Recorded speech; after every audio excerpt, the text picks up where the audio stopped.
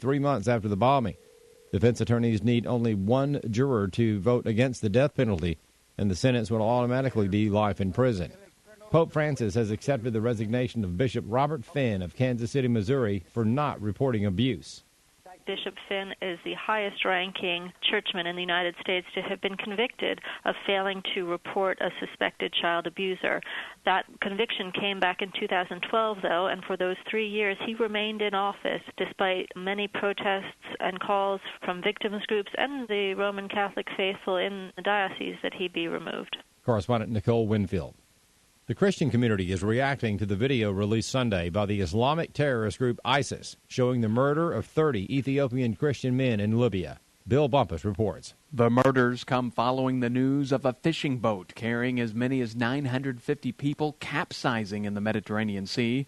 Troy Augustine, with International Christian Concern, says tens of thousands of African migrants have been leaving by way of the Mediterranean for Italy and other destinations. It seems like people are trying to flee to get to Europe to escape exactly this kind of persecution and violence. And it seems in this case that these men were caught up en route in Libya. Augustine says the video murders demonstrate that Christians continue to be the target of ISIS. It seems as if ISIS continues to wage a war against what they call the Nation of the Cross. And if you don't agree to pay an Islamic tribute tax, which they would impose or coerce Christians within their territories to pay, you face death of this kind. In February, ISIS released a video of 20 Egyptian Coptic Christians and one non-Egyptian beheaded on a Libyan beach. I'm Bill Bumpus. Egypt's ousted President Mohamed Morsi has received jail time for charges linked to the killing of protesters in 2012. Mohamed Morsi, the man who was the first democratically elected president, has been sentenced to 20 years in jail for his role in the breakup of protests outside the presidential palace in 2012. The case today involved protests outside his presidential palace when he was still in power that were broken up violently by members of his Muslim Brotherhood group. Correspondent Brian Rowan. The Obama administration is considering higher fees for oil and gas drilling on federal land, but one critic says the agency has already made up its mind. The Associated Press reports that government auditors have consistently questioned whether the 12.5% royalty for drilling on federal lands is too low. A low royalty rate encourages oil and gas exploration, and any increase would likely raise protest from industry groups and others that it will lessen production and increase prices at the pump. The Bureau of Land Management now wants the public to weigh in on whether the regs are needed to give the government more flexibility to set fees. Dan Kish at the Institute for Energy Research says this is consistent with the Obama administration's general approach on federal lands. Oil production on government lands is down 10%. What's happened here is, there are some people who are very close to the administration that don't want us to use oil or gas or coal. It's an attempt to get the folks who are friendly to the administration on this particular issue, largely the environmental groups, to weigh in with electronic letters saying, yes, please raise it, it's not fair, and all the rest of it, to justify them doing what they want to do anyway. Interior Secretary Sally Jewell says the current regulations have failed to keep pace with things like technological advances and market conditions. She described the notice issued last week as an important step. I'm Chris Woodward. And the Supreme Court says a group of energy companies can be sued under state antitrust laws for illegally manipulating natural gas prices during California's energy crisis more than a decade ago. American Family News is online and on the One News Now mobile app. I'm Rusty Pugh.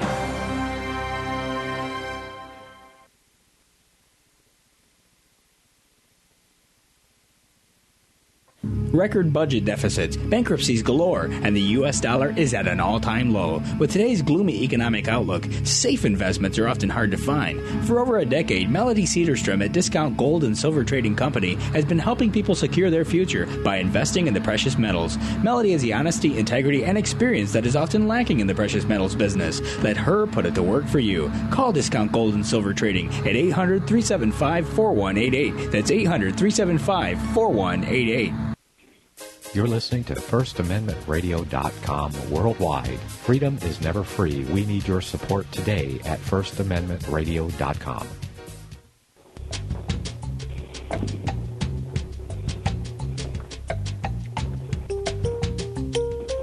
evening, everyone. It's Barry Chamish, and I've got, well, to my listeners, you may have trouble with my two guests. They are very, very good guests. All right, leave it at that. And in short, they do want to see an expansion of the Middle East war, each for their own agenda. And look, our first guest, Lieutenant Colonel Sarja Sangari. He was born in Iran and is the founder and CEO of the Near East Center for Strategic Engagement. All right, that alone deserves some explaining. And also, he is the CEO of the Assyrian Universal Alliance. All right, let's go, Lieutenant Colonel. First of all, what is the Near East Center for Strategic Engagement? And for that matter, what is the Assyrian Universal Alliance? Let's get definitions. Do I have you? You have somebody else on the phone right now. My name is Nasir Shansab, and really? I'm somebody else. You know what? I'm sorry. I'm going to switch. You know, you both have the same PR people, and they got it wrong. Nasir Shansab, I've got you for 7, and glad to have you. And I'm right now going to realign myself. All right. Okay, I'm glad to have you because I thought it was 7:00, but somebody called from your office, and I said, "Let's go ahead." Oh gosh, almighty! That means I have no one. You know what? Leave it at that. You know what? First of all, Nasir Shansab is the author of Silent Trees, Power and Passion in War-Torn Afghanistan, which, by the way, is right on target with the theme tonight.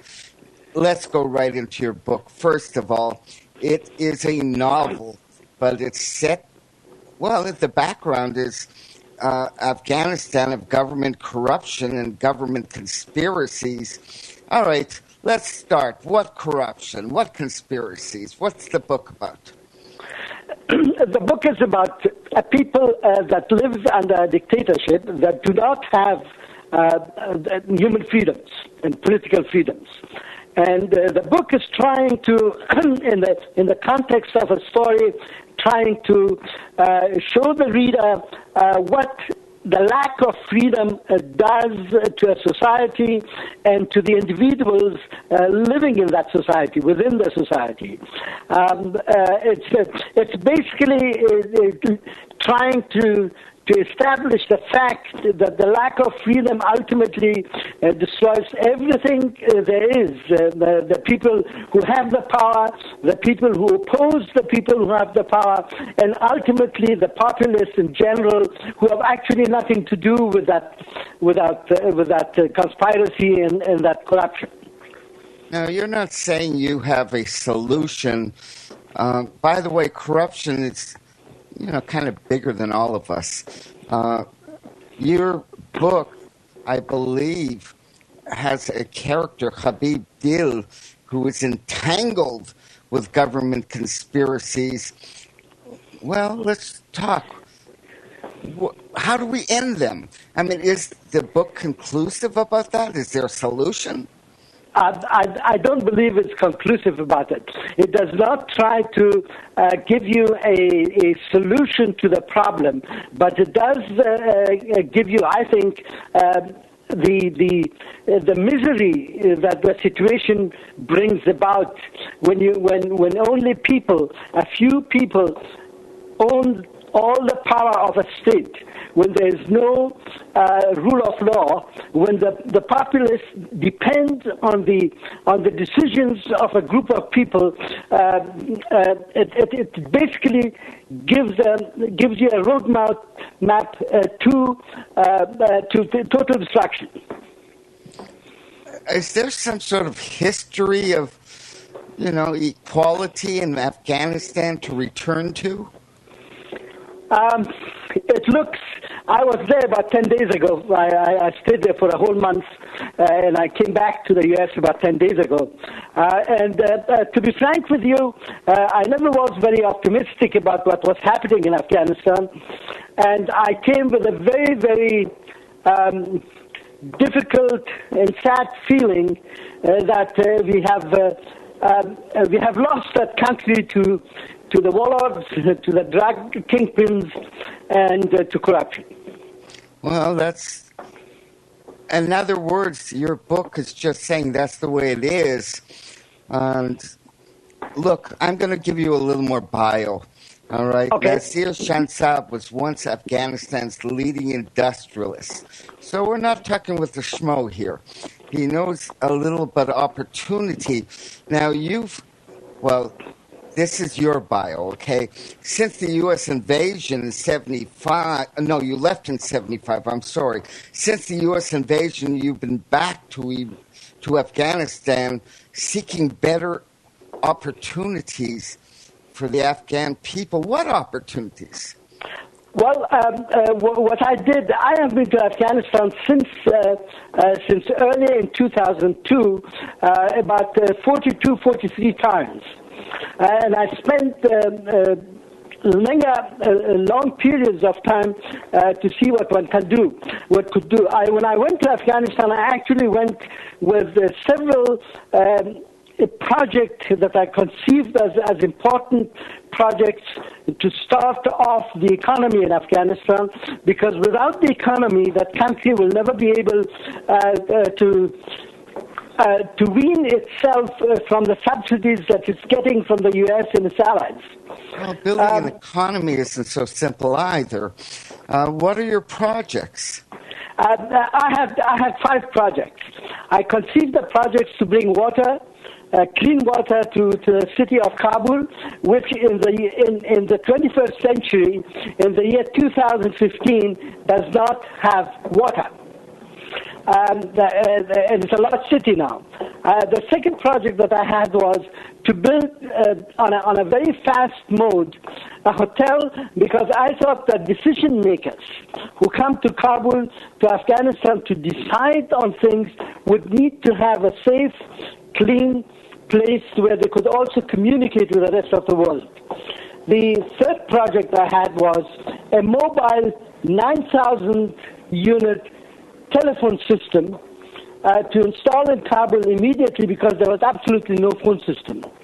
The fourth project was a vocational training center for about 17 different professions, because Afghanistan had no schools for many years, and there are thousands and thousands of young people who are too old to go back to school and have no profession to make a living, to support their families.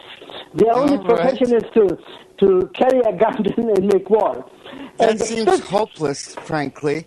But okay, and your fifth opportunity was? My fifth opportunity was, my father had built the largest industrial compound in Afghanistan. That one factory was a textile factory. It was giving work to about 8,000 people, and I wanted to renovate that factory, to modernize it. It had and to restart it. These were the 5 projects that I had, and none of them I could implement because the government was so corrupt that everybody wanted to have a piece on it or wanted to be paid. And I said, well, I'm here to help the people, not to make corrupt people rich. And ultimately, I gave up and left, and haven't done anything since then. Well, I'm going to start with, let's start with the hotel. You don't really believe, well, maybe you do, that Afghanistan will be a tourist center? No, the hotel was meant... hotel? Yeah, the hotel was meant for foreigners who come in to invest there or to help there. If you want decision makers to come to the country to help it and to plan for it, you need for them to have a certain amount of safety and comfort and the abilities to communicate with the rest of the world. That was the plan behind it. All right. Just to ask you, did you expect it to turn a profit? Most of the funding I had negotiated with the Japanese companies and Japanese government, and the Japanese government was at least fronting most of the expenses. I was talking about $450 million of investment, and so you have an ally. You're not alone. No, of course I'm not alone. I couldn't do that on my own. Of course. But now we know you have an ally in Japan willing to fund the hotel. For almost everything. I mean, the funding would have come from the Japanese government at that time. All right. It's a confusing story, I want you to know. It's not an everyday story. I don't blame you to think that. What lured them into your Afghani opportunities? This is the Japanese government, I take. It was a very emotional moment. Most of the rest of the world was very much pro-Afghan. They wanted to help that country. They wanted to help it to stand on its own feet. And I think that the basis was that the Japanese felt very emotional about it. And because I had done a lot of business with Japanese companies, they knew me for decades, and they probably felt comfortable with me doing that. So you sold them on an up-and-coming country, or did you tell them what you found about corruption? Did they know what they were going to be entangled in? You know, the corruption came actually later on. The corruption came with the people who were installed, who the United States and its allies actually installed in power. They brought in the corruption. And what makes me very, very sad... I'm going to leave that dangling. I'm sorry? That's a very, very profound point. But we'll leave it dangling that the American entrance into Afghanistan didn't leave a crystal clean government in its wake. It did not. It absolutely did not, and that makes me very, very sad as a citizen of this country that my government, the U.S. government, knew exactly what was happening and looked the other way because it was afraid of rocking the boat. Unless they wanted it to happen that way. But that's also a possibility. I'm not sure whether I can believe in that. I hope not. But that is certainly also a possibility. I want human to human now. Yes. I know a bit about the Middle East, not from Afghanistan, but actually from Israel. And the corruption is incredible. Okay? Just leave it at that. It's very, very hard to sell. Well, let's put it this way. Israel comes up looking democratic, but honest to goodness, and forget Palestinian-Israeli conflict. I'm talking about the average Israeli deals with terrible corruption. Mm-hmm. You mean even in Israel itself? It's something I know about. Well, this is a sad story. I mean, the reason that the Middle East is in turmoil, that most of the Islamic world is in turmoil, it has to have a reason. And the reason is that there is no democracy, no freedom, that the few people control the politics of the countries as well as the economy, and then, of course, corruption settles in, and nepotism settles in, and then you have the situation that you have there. You know, after this interview, please look up my book on the murder of Yitzhak Rabin and other books on the murder of Sharon. You left Afghanistan because of threats or whatever. I left Israel for the same reason I didn't want to. But you also, the Middle East really, really is going down the tube. All right, so leave it at that, and I absolutely agree with you. All right, let's go on. This already has been very, very lucrative. You don't know why yet, but maybe by the end of the interview I'll surprise you. Let's go back to your... Well, this surprised me, that President Obama has agreed to keep a military presence in Afghanistan despite the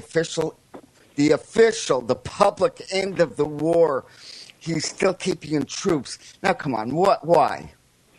About a year ago, I wrote a very long article published here in Washington.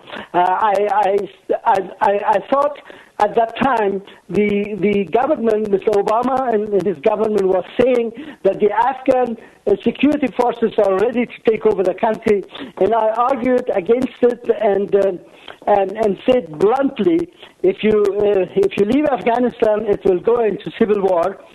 You have to do something about it. But if you want to stay, you should do the right thing and not just stay there for the sake of staying there. And all right, so it's a question of if or only, and they're doing the middle ground. They're staying in they stayed there. They want to stay there now. They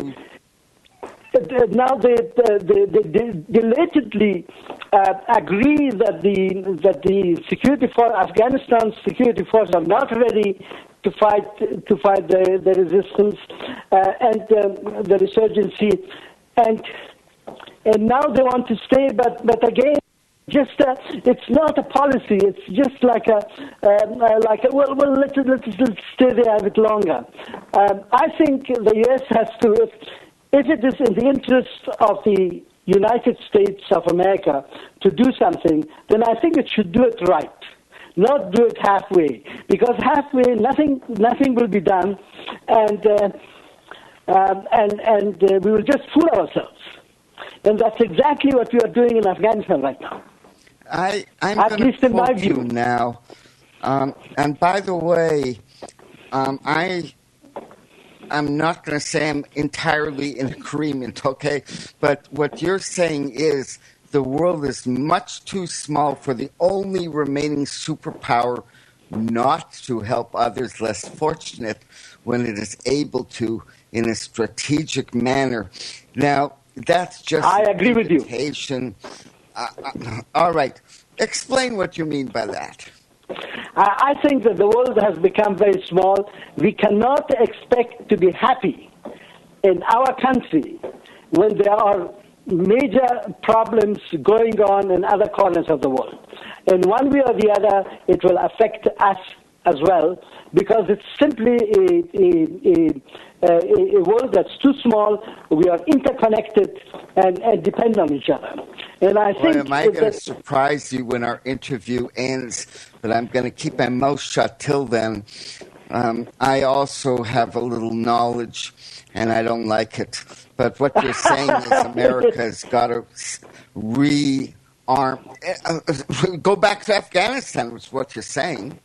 Well, if we want to save Afghanistan from the misery it is in, and to avoid another penetration by international terrorism of that country, then we have to stay in. But if we decide to stay in, we have to do it right.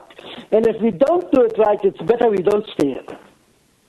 Now, don't get me wrong when I say I respect you enormously.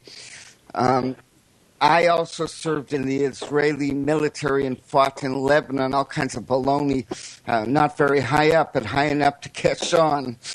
I'm going to surprise you at the end. In short, you're saying, yes, go back to Afghanistan, full force, feet in the ground, Americans back in Afghanistan, right? Yes, and do it as rapidly as you can and as forcefully as you can. But don't just be there for the sake of being there. All right, listeners, nobody hang up, because in 20-odd minutes, I will return to how dangerous a strategy that is. All right? But in the meantime, let's find out why you think that. Now, look, you are not just shooting off your mouth. For some reason, you met the major leaders of the Afghan resistance. I assume Pakistanis as well, then. Let's just stick with one meeting, all right? First of all, why did you do that? Why did you go and meet the major leaders of the resistance? To show your support? Why? In the 1980s, I was shocked that Afghanistan fell to communism, that communism took over Afghanistan, and that the Soviet Union ultimately actually invaded it. It was a personal shock that I felt, and it was an enormously strong feeling that I had to do something if I could, and that is why I did travel very often in the 1980s to Pakistan, and also went to Afghanistan, the resistance, simply to find out what we could do, what the resistance did wrong, at least in my view, and how we could improve on the resistance war against the Soviet Union and against communism. It was an emotional thing. I don't believe that I have a pragmatic answer to it. It was 1981, and I was in Pakistan. I was sitting in the waiting hall, waiting for my flight to go to Europe, and I saw that the door opened, and the people who had flown in just about half an hour before, flown in an Aeroflot plane into Karachi, the people came in, the captain and the co-captain and all those people who fly a plane. And I had such a strong shock in my in my body, I'm sorry, that I thought I would have to jump and attack these people. How did you know where to go? I mean, I didn't. At that time, I knew that I had to do something, and then in Washington, I contacted the government here. I went to Pakistan. I knew some, if not all, of the resistance leaders. So I established contacts, and this became an ongoing thing for me. Oh, gosh almighty, the story is now very... Were you a spy? I was actually approached by the CIA in the 1980s to work with them, and I told them, look, don't make me a spy. I don't want to be a spy. I am with you. Let me be free, so that I can think for myself and have my own opinion, and I will help you. I'll work with you. They were not interested in it. They dropped me. They wanted me to be either be their man, and or they didn't want to work with me, and they didn't work with me. You know, you were accepted for meetings by people who must have really distrusted your motives. At that time, in the 1980s. I hate to do this. Nasir, yes. Shansab, we have to take 3 minutes off for commercials. And when we come back, I'll plug me and you'll plug you, and then we'll go on to this. It's becoming quite interesting here. All right. Folks, this is Barry Chamish. Nasir Shansab is my guest. And don't go away. Be back. Okay, thanks.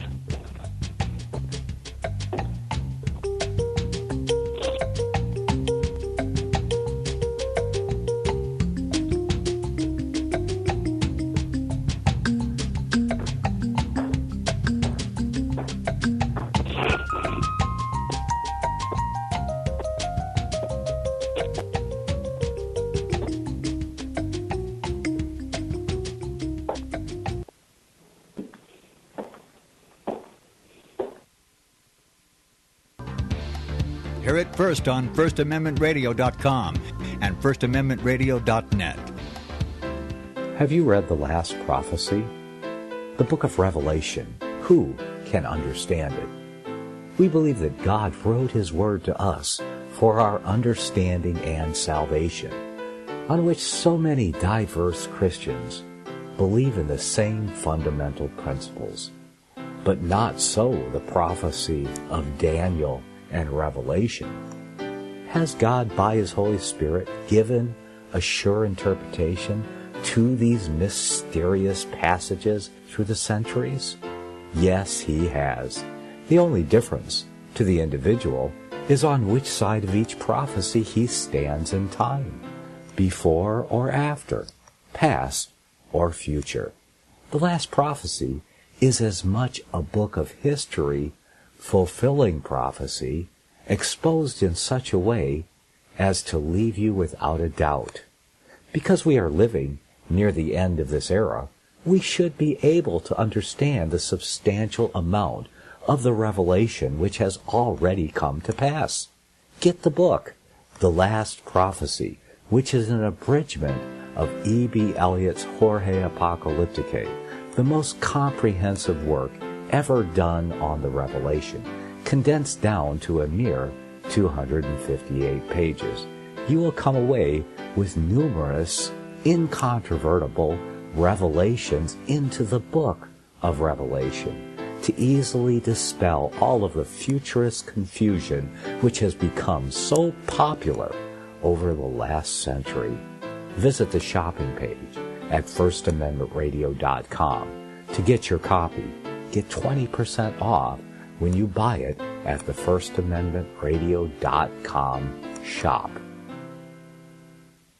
Gold and silver is tremendously undervalued. Global demand vastly exceeds mine supply by more than 60% annually. There is little in the financial world more certain than a coming explosion in the prices of gold and silver. The U.S. dollar continues to lose value and respect as the world's reserve currency. Our nation faces challenges on many fronts, and a day doesn't pass without another economist bringing forth warnings of impending economic calamity. There has never been a better time than right now to acquire physical gold and silver. Discount Gold and Silver Trading was founded on the principles of truth and honesty. We believe in providing a quality product, quality service, and most importantly, competitive pricing. We provide all forms of precious metals, including American gold, silver, platinum, and rare investment and circulated coins. Silver bars, rounds, and 90% silver bags are on hand for the silver investor. Gold self-directed IRAs are available. Call Discount Gold and Silver Trading at 1-800-375-4188. Toll free, that's 1-800-375-4188.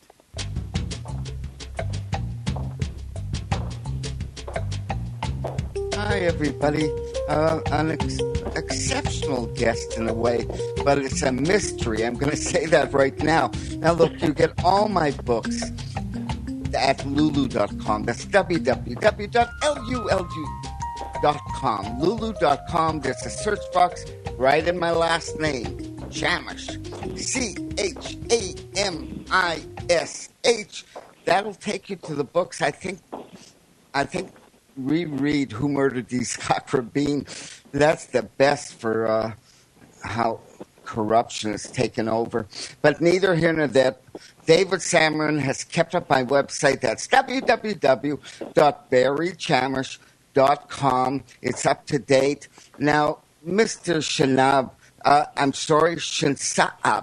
I'm doing my best. Nasir Shansab. Is that how to say it, by the way? Shansab. Just make it simpler, Shansab. Very good. Now you plug yourself, and then we're going to dive into you. Okay. Tell people how to get, not one book, you've got 2 books. Tell people how to find you. The Amazon.com.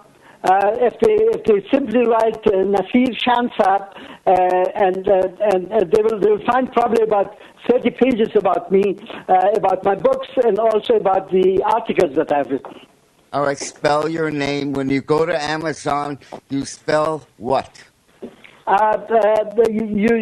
You either say Nasir Shansab or you say Silent Trees by Nasir Shansab. Oh, God. No one's going to get that. Can you spell it out with, one by one, letter by letter? Okay. The book is called Silent threes. And my name is Nasir, Nasir, and my last name is Shansab, SH, A as in apple, N as in Nancy, S, A as in apple, B as in boy. Perfect. And folks, we're archived for a week at libertyarchives.com if you missed that. All right, let's dive into this. You, amongst your meetings, for whoever you were meeting, for whatever the reason, you met with Osama bin Laden at a breakfast meeting. I assume a cup of coffee in a meeting. What's a breakfast meeting? And did you like the guy? It was in the 1980s.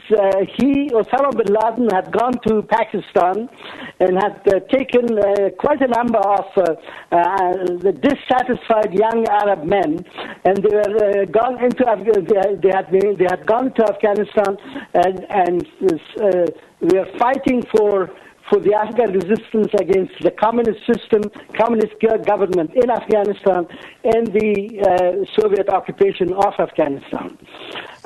He had heard about me, and I received. He was a good guy then. I'm sorry. he was absolutely considered a good guy then. You talked about the CIA moments ago, and I'm sure that the CIA liked him then. And he invited me. I was in Peshawar. He called me and invited me to come and have breakfast. So we met at the Intercontinental in Peshawar for breakfast, and spent about an hour or two. And of course, at that time, I did not know that he would become as infamous as he ultimately did, and that he would do bad things. I don't believe that anybody knew it. Maybe he himself didn't know it. He wanted to help the Afghan resistance, but the way that he did it, I disliked it. He had no organization. Afghans would come and tell them what they needed, and he would throw a bunch of dollars to them. There was no control. He did not verify. Osama bin Laden, who is now leading a revolt amongst Afghans against, I believe, Russians, Soviets. I'm doing my best here. This is not simple. Yes, where was he from? Yes, that's exactly right. And I did not like him. He mishandled the waiter who waited on us, and I was thrown off, and I never met him again. All right, now one by one, was he Afghani? No. He was at that time a Saudi citizen. He had a Saudi passport. He was the son of one of the richest people in Saudi Arabia. So he had influence and he had quite a bit of money. Oh gosh! All right. What you wrote, by the way, you found he had a God complex. I take you mean he was narcissistic, and he hated the Afghan people. You can expand on that a little bit. He was arrogant. He was arrogant by nature or upbringing, or because he was rich and because he was Saudi, and because the Saudis believe that they are the chosen people, Islamic people, that they have the religion, the language of paradise. They claim that every Muslim who is not an Arab speaker, when they die, they immediately get up and go to heaven and can speak Arabic automatically, because that's the language of paradise. To buy Afghanis. I don't think you could just fly from Saudi Arabia and become a rebel leader of Afghanistan without throwing around a lot of bucks. He threw around a lot of money. And Afghanistan being a very poor country and was in war, and the resistance leaders, most of them were quite corrupt with money, and they liked him because he would give them money. They liked also, for example, the CIA always gave cash to the resistance leaders. They have never accounted for the money that they got over a decade from the CIA and from the Saudis.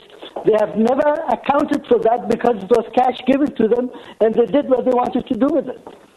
Now, if I'm not mistaken, he ended up being a founder of the Taliban. Am I mistaken or right? He was when the Soviet Union withdrew from Afghanistan, and when communism collapsed, he left the area and went to Nigeria.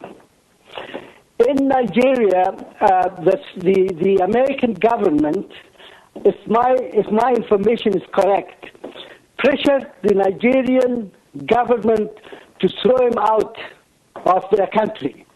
And the reason was that he was a citizen of Saudi Arabia, and that when he was in Saudi Arabia, then the government of Saudi Arabia, the kingdom of Saudi Arabia, would control him. What he did was, then the resistance had taken over Afghanistan. He chartered a plane. Let's not jump there. Let's talk Nigeria. There's a pretty good Taliban contingent in the north. They're certainly Islamic, and they like to kidnap and sell little girls and things like that. That's known. Was he behind that? He was behind it, yes. He actually started he took over, he took his organization over to northern, what is today northern Nigeria, because Nigeria split a few years ago. And what he did was he took his closest friends and his family and chartered a plane and landed in Islam in the south of Afghanistan. And the government of Afghanistan then, which was a government that had resisted, that had fought against the Soviets and against communism, they received him as a hero, and they actually issued passports for all the people that he brought in, Afghan passports, so that they could travel. And that was the beginning of Osama bin Laden's activities in Afghanistan. That's a very complicated story you just told. Somehow he gets to Pakistan, where you meet him. That was before the Soviets had left Afghanistan. That was before the communists had collapsed in Afghanistan. That was during the resistance against the Soviet Union when I met him in Pakistan. Well, this guy is hopping planes and stirring up trouble, and somehow he gets away with it. Wherever he goes, he has followers who form militias, and there's something about this story that's missing. Well, a lot of young Arabs were unhappy in their own countries because of nepotism and lack of freedom and all the stuff that goes along with it, and they allied themselves with him. He was charismatic. He could persuade people to listen to him and to follow him. So yes, he had influence, and he had, of course, a lot of money. And Afghanistan and Pakistan being very poor countries, that was quite a bit of power. Oh gosh, I smell the sorts of the money coming from the usual suspects, but I'm not going to say anything. All right. Yes. Well, God knows where he got it from. Let's go back to the fact that the Taliban crossed over into Afghanistan, and they're an active militia there. They've been beheading all kinds of Afghanis. All right, why are they coming over from Pakistan? And was bin Laden the original founder, or whoever was behind bin Laden? Sort this one out.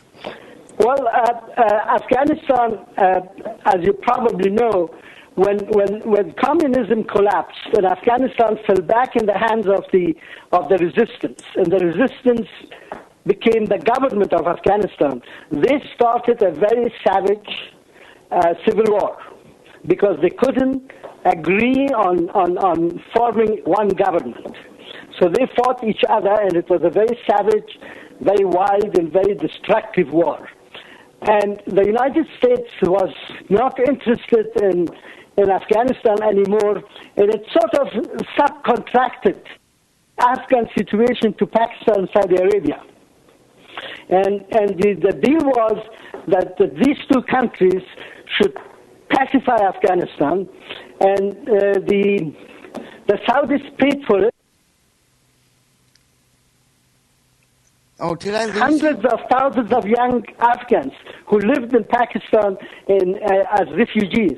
They organized them, they trained them, they made them to the Taliban, and they launched them into Afghanistan. And that was the birth of the Taliban in Afghanistan.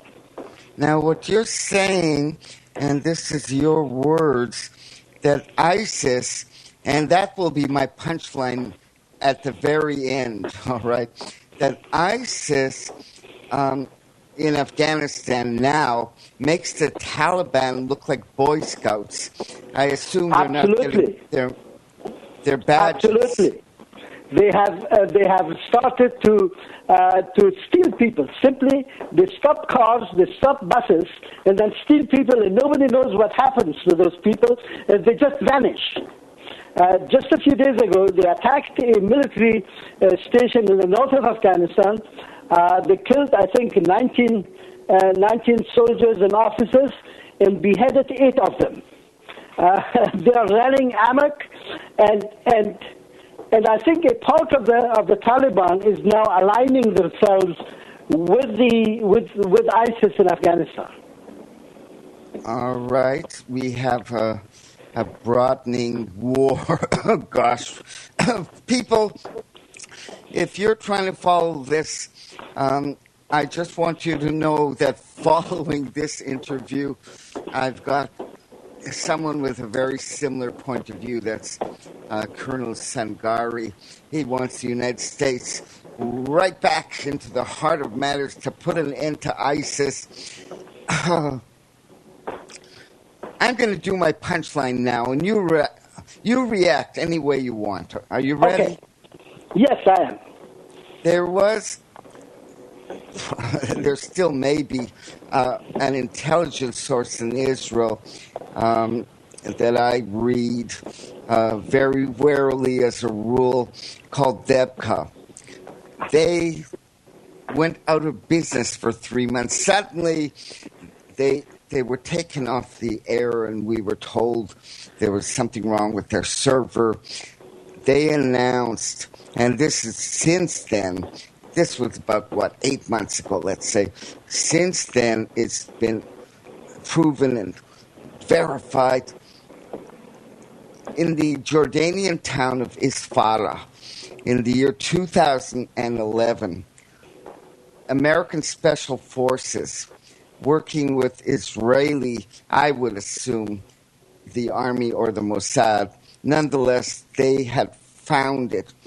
With the help and guidance, or at least the negligence of Jordan, they had created ISIS initially, supposedly to fight Bashar Assad. Debka produced this, and they were horrified that Israel was they founded the initial ISIS. That's where the money and the backing came from, initially in 2011. Since then, who knows what, but there, I gave away the punchline. Well, as I told you that I was in Afghanistan and came back about 10 days ago. In Kabul, Afghanistan, government officials, taxi drivers, and normal people in town, they all told me, and I did not believe them, they all told me that ISIS was a creation of the United States. Now you are telling me the same thing. I'm amazed. I would assume they got their information from Syria, which suddenly they had rebels well armed in 2011, and the country became, through Turkey, however it was done, they lost half their country to ISIS within a year. That's a pretty darn good army. Well, you know, when you create, this is one of the sad things that it happens often with the U.S. They create an organization with people they can't control, they don't know, and then they let them let them loose, and they go crazy. I'm just going to say, I often think like that it was a great idea, let's fight Assad. And then they got out of control, and somehow Syria created training camps for them. They went back into Syria and took half the country. And then this story has a few dangling cords that we're not answering. Yes. It's a very murky situation, very difficult to look through what has happened, how they came about to be formed, and I think you are very right that what the Taliban did was child's play in comparison what ISIS is doing. Look, I'm reading you, and I'm taking you as a very serious guest. Now, don't get me wrong, but there's an awful lot. Look, after 9/11, which is awfully iffy, America went to Iraq, which collapsed eventually. Everything is being done supposedly by the remaining superpower is really lousy for whoever gets American soldiers in their country. But you say they've got to help. It has not been the unhappy hour for the United States after 9/11, because I believe, frankly, that the United States does not understand the culture in those countries, the mindset of those countries, and we make mistakes and make wrong decisions. It's amazing how consistent they are in their wrong decisions. That's the saddest part of it. One? That's the saddest part of it. Look, I'm gonna go backwards just so you can plug yourself a bit. If I carried on with my suspicions, it wouldn't be fair to you. So talk about what was your first book. By the way, this book by Silent Trees, Power and Passion in War-Torn Afghanistan, at Amazon. And by the way, his name is Nasir, second name, right. Shansab. There, that's the first book.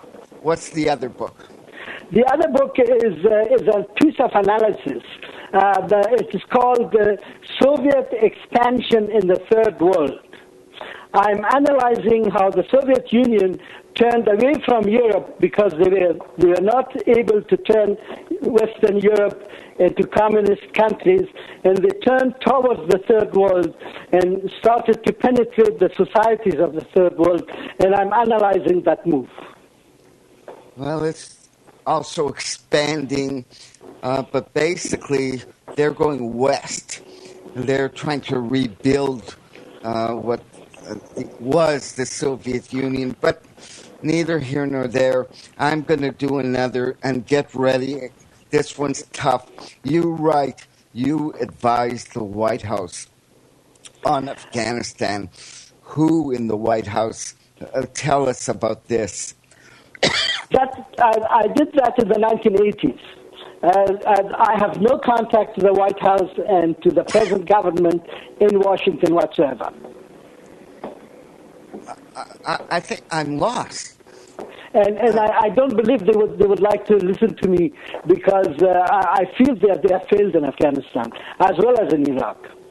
Oh, you were rejected by the White House. That that could be the case. I don't know. The 80s, we're talking Reagan or Bush? I'm talking Reagan. I'm talking Reagan, yes, in the 1980s. He was a man one could trust. He was a man of his word, I thought, at least. And in my view, he was a good president.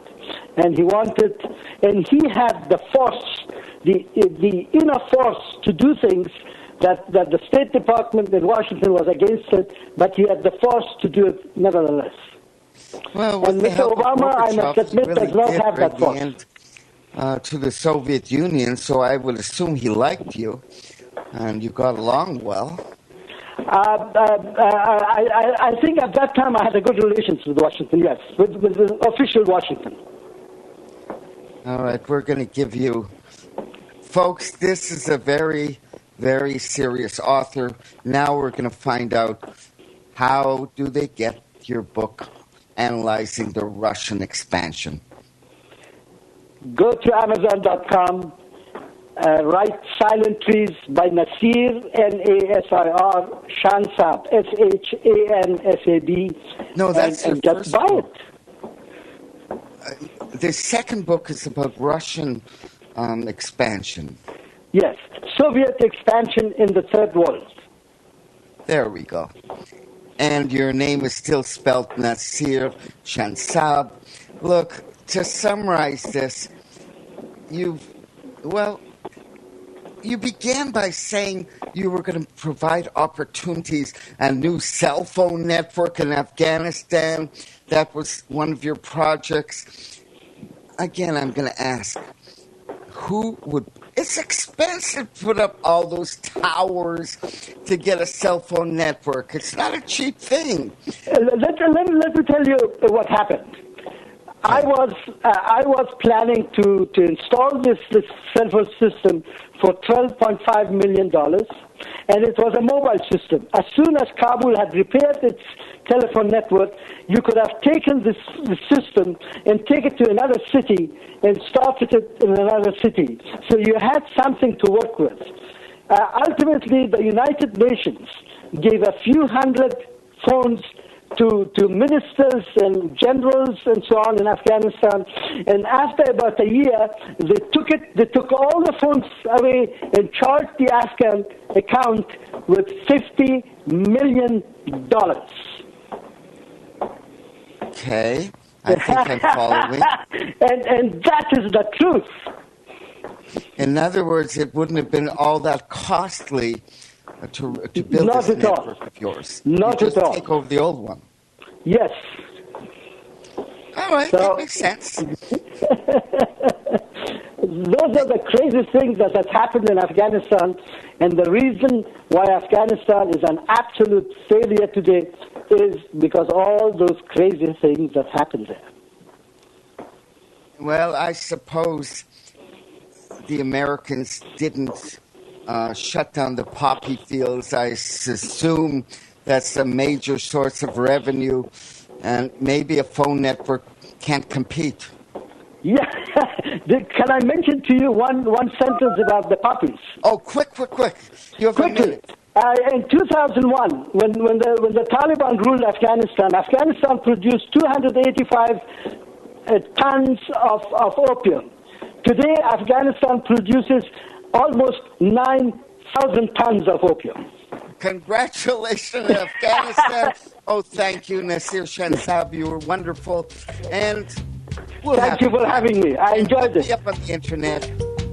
Absolutely. All right, I will. in 7 minutes' time, we're back, hopefully, with Lieutenant Colonel Sergeant Santari. This is Barry Chamish. See you then.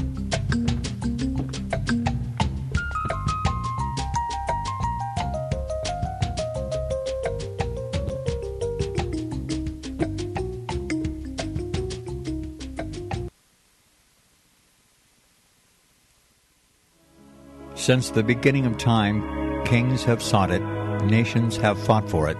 It has been traded, it has been borrowed, it has been purchased, it has been stolen. There's a reason for it. To secure the blessings of liberty to ourselves and to our posterity, invest with the security of gold and silver. Call Discount Gold and Silver Trading at 1-800-375-4188 or visit discountgoldandsilvertrading.net. Listen to Financial Survival with your host, Melody Cedarstrom, right here on FirstAmendmentRadio.com at 4 p.m. Eastern or 1 p.m. Pacific Time. Visit DiscountGoldandSilverTrading.net or call Discount Gold and Silver Trading at 1-800-375-4188. Toll free, 1-800-375-4188.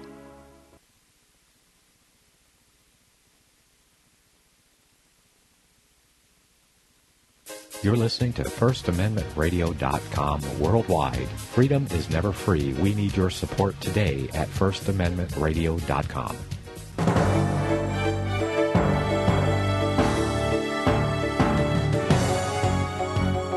American Family News, I'm Chris Woodward. The U.S. is sending the aircraft carrier Theodore Roosevelt to Yemen. Colonel Steve Warren at